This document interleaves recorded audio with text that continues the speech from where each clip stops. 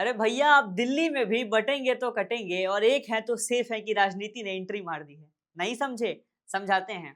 दिल्ली में जो दंगल है वो 3-4 पार्टियों के बीच बट गया है। आम आदमी पार्टी, भाजपा, कांग्रेस और एआईएमआईएम की लैटरल एंट्री ने, वाइल्ड कार्ड एंट्री ने भी दिल्ली के 2 विधानसभा सीटों में तहलका मचा दिया है। पूरा बताएंगे विस्तार से, लेकिन उससे पहले आप द हिंदी टॉप को सब्सक्राइब करके बेल आइकन दबाना ना भूलें, ताकि आप तक पहुंचे हर खबर सबसे पहले। उत्तर प्रदेश की राजनीति शुरू होती है, उससे पहले झारखंड और महाराष्ट्र में विधानसभा चुनाव होता है। उसमें 2 नारे निकल के आते हैं। एक नारा एक है तो सेफ है और दूसरा बटेंगे तो कटेंगे। नारा गुजरात, झारखंड, महाराष्ट्र होते हुए उत्तर प्रदेश की राजनीति और पोस्टरों में खूब देखा जाता है। अब चूंकि दिल्ली और उत्तर प्रदेश आपस में सटे हुए हैं, इसलिए राजनीतिक प्रभाव भी खूब ज्यादा है। अब चूंकि उत्तर प्रदेश में आधे पूर्वांचली भी लोग आपको मिल जाएंगे, दिल्ली में भी मिल जाएंगे, तो लिहाजा वोटर्स भी ऐसे हैं तो मिजाज भी ऐसा, माहौल भी ऐसा है। बीते दिनों योगी आदित्यनाथ को स्टार प्रचारक बना के भाजपा दिल्ली में रैली करने के लिए बुलाती है। वो भाजपा के लिए रैली भी करते हैं। पीछे पोस्टर पे लिखा रहता है एक है तो सेफ है और बटेंगे तो कटेंगे। लेकिन भाजपा जो राजनीति झारखंड और महाराष्ट्र के इलेक्शन में साध रही थी, उत्तर प्रदेश के चुनावों में साधने के लिए कोशिश कर रही थी, उसका दिल्ली में नॉन हिंदू पार्टी पे क्या प्रभाव पड़ा है, ये बड़ा विचित्र दृश्य है। भाजपा जो कि बहुसंख्यकों की राजनीति करने के लिए जानी जाती है, वो अपने तबके को, अपने वोटर्स को ये नारा देती है कि आप एक हैं तो सेफ हैं और बटिएगा तो कट जाइएगा। लेकिन दिल्ली में इसका उल्टा हुआ है। जो अल्पसंख्यक हैं और दिल्ली के जो 5-7 अल्पसंख्यक सीट हैं, उस पे बटेंगे तो कटेंगे की जो बात है, जो नारा है, वो प्रत्यक्ष रूप से दिखाई दे रहा है। इसके 2-3 उदाहरण देके आपको हम समझाते हैं। ओखला विधानसभा, दिल्ली के सबसे बड़े विधानसभा में से एक ओखला विधानसभा, जहां वही ओखला जो खाने पीने के लिए, सब्जी के लिए, बाजार के लिए, किताबों के लिए और कपड़ों के लिए बड़ा अहम माना जाता है। ओखला जिस पर सिनेमा बनता है, ओखला जिसको फुल फॉर्म में old canal housing and land authority के नाम से किताबों में जाना जाता है। ओखला विधानसभा की जो चुनावी दंगल है दिल्ली में, वो 4 क्षेत्रों में, 4 पार्टियों में, 4 ध्रुवों में बट गया है। सबसे पहले कांग्रेस की तरफ से अरीबा खान कॉन्टेस्ट कर रही है इलेक्शन। एआईएमआईएम की तरफ से शिफाउर रहमान मैदान में हैं। वहीं अमानतुल्लाह खान आम आदमी पार्टी का मोर्चा संभाले हुए हैं, तो भाजपा की तरफ से मनीष चौधरी इस चुनावी दंगल में हैं। आपको जरा प्रत्याशियों का परिचय देते चलिए। अरीबा खान जो है वो आसिफ मोहम्मद खान की पुत्री हैं, बेटी हैं। आसिफ मोहम्मद खान उसी सीट से कांग्रेस से विधायक भी रह चुके हैं। इसके अलावा अरीबा खान पार्षद भी हैं, काउंसलर हैं। शिफाउर रहमान, जिन पे दिल्ली दंगों का आरोप है और फिलहाल तिहाड़ जेल में बंद है, बीते दिनों ओवैसी उनके प्रचार में, उनके समर्थन में और शिफा को उन्होंने नारा दिया था कि बीमार ओखला को शिफा की जरूरत है। शिफा माने इलाज, शिफा की जरूरत है। बीते दिनों ओखला में आए थे और पूरा अल्पसंख्यक समुदाय एक तरीके से हुंकार भर रहा था ओवैसी के इस पूरे भाषण और इस पूरे रैली के बाद। इसके अलावा अमानतुल्लाह खान जो आए दिन चर्चाओं में रहते हैं, अमानतुल्लाह खान सिटिंग एमएलए हैं ओखला से और बाकायदा उनको फिर से टिकट दिया गया है। अमानतुल्लाह खान वही जिन पे ईडी सीबीआई के छापे भी पड़ते रहते हैं, आए दिन सुर्खियों में इसलिए भी हैं क्योंकि उनके जो बेटे हैं, उनके जो पुत्र हैं, उन्हें पुलिस ने गिरफ्तार कर लिया था। एसएचओ ने कहा कि लहरिया काटते हुए बिना हेलमेट और आरसी के जा रहे हो। जब पुलिस ने उन्हें पकड़ने की कोशिश की तो धौंस दिखाया कि जानते हो कि मेरे अब्बा कौन है। वालिद का, अपने पिता का धौंस दिखाते हुए वहां से बाइक छोड़कर भाग गए अमानतुल्लाह खान, जिसके बाद सुर्खियों में है।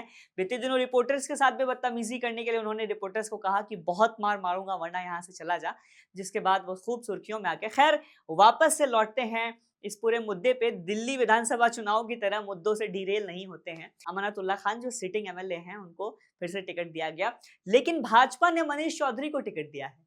यहाँ पे देखने वाली बात यह है कि बाकी के 3 कैंडिडेट जो है वो अल्पसंख्यक समुदाय से आते हैं। मनीष चौधरी बहुसंख्यक समुदाय से आते हैं, हिंदू समाज से आते हैं उठकर। इसके 2-3 उदाहरण आप और देख लीजिए। दिल्ली का बल्ली मौरान विधानसभा सीट इमरान हुसैन आम आदमी पार्टी की तरफ से हैं, कमल बगरी भाजपा की तरफ से हैं, हारून यूसुफ कांग्रेस की तरफ से कॉन्टेस्ट कर रहे हैं। एक और सीट देख लीजिए, मुस्तफाबाद, आपने सुना होगा, आदिल अहमद खान आम आदमी पार्टी की तरफ से हैं, मोहन सिंह बिष्ट भाजपा की तरफ से, अली मेहंदी आईएनसी कांग्रेस की तरफ से, वहीं मुस्तफाबाद से ताहिर हुसैन एआईएमआईएम की तरफ से इलेक्शन कॉन्टेस्ट कर रहे हैं। ताहिर हुसैन वही जिन पे दिल्ली दंगों का आरोप है। एआईएमआईएम पार्टी की तरफ से 2 दिल्ली दंगों के आरोपी को यहाँ पे टिकट दी गई है, एक ओखला में और एक मुस्तफाबाद में।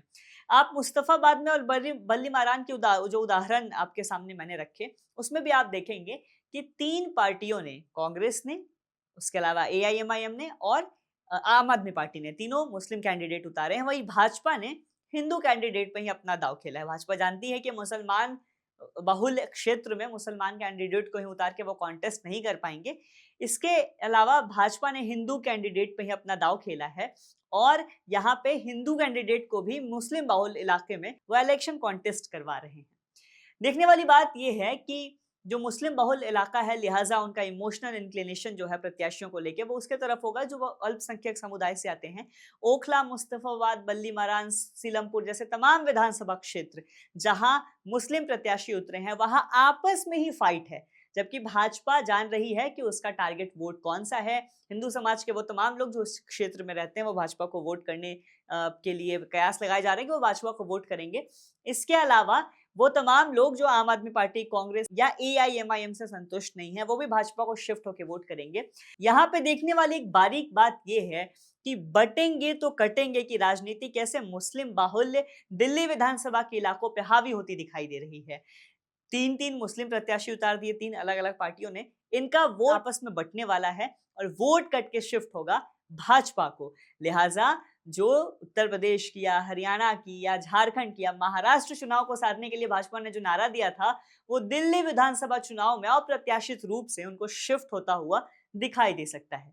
दिल्ली विधानसभा चुनाव जो कि पिछले दिनों पोस्टर वॉर को लेकर डिरेल हो गया था, बीते दिनों लगातार जनता के मन को साधने के लिए कांग्रेस, आम आदमी पार्टी और भाजपा मैनिफेस्टो पे मैनिफेस्टो और लगातार योजनाएं और रेवड़ियों की बौछार किए पड़े हैं कि जनता का वोट, जनता का विश्वास और जो नीली स्याही जो जनता की उंगली पे लगती हैं, उसका मुहर उनके पाले में, उनके खाते में, उनके प्रत्याशी के लिए लगता हुआ दिखाई दे। खैर, दिल्ली विधानसभा चुनाव दिन ब दिन और भी दिलचस्प होता जा रहा है। कभी पूर्वांचलियों को लेके, कभी दलित, कभी मुसलमान के मुद्दे को लेके, तो कभी यमुना को लेके, कभी प्रदूषण को लेके, तो कभी दल बदल किए कैंडिडेट्स को लेके।